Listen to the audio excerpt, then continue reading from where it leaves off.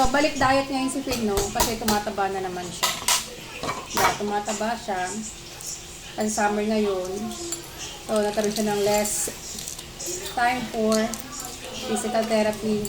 Nakaraan kasi 4 times a week. Ngayon, halos 2 times a week na lang siya. Ano ko, breakfast mo. Kaya ang breakfast niya ngayon, balik siya sa dati. So, boiled eggs. Every morning. Ayun na. Nilagnat siya kagabi. Kasi kumain siya ng chocolates and sweets. Isang araw hanggang kahapon. Siguro 2 weeks na siya kumakain ng sweets na hindi ko na binabantayan. 2 boiled eggs at saka atahin ng baboy, liver. No. Hindi, kailangan kainin yan. Boiled kamote. Pwede din siya mag-boiled kamote para may carbs. So, may liver, na egg, at saka boiled kamote. Ako mamaya na ako, fasting ako. Lagi ako nagka-fasting ng 16 hours.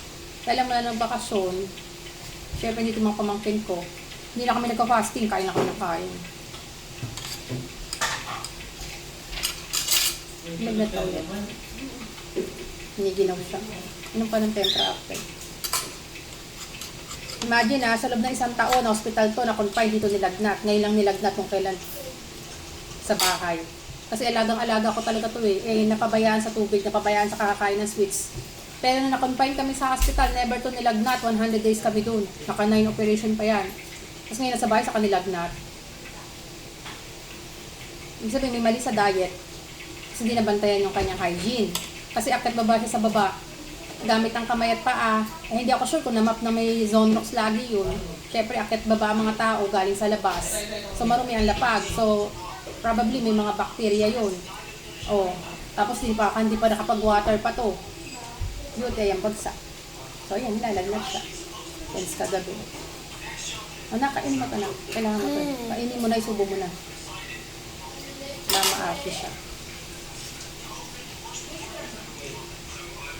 Saka hindi siya napaarawan ng 1 linggo mula nang umuwi sila ng Muson. Lagi sila naka-aircon sa taas, hindi napaarawan.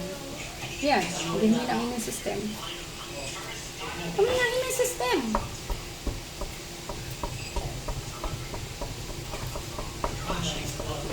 Kain. Yung puti ang kainin mo kasi ano yan, protein. Para yung muscle mo mag-build. Rich and protein ang diet na ito Pag napapabayaan mo talaga, wala, itatakasan ka talaga Hindi mo kinain niya, puro pasta, pizza, Jollibee, nag-takoyaki pa, nag-seaweeds pa. Dali na. Tubig. Water? Water daw po.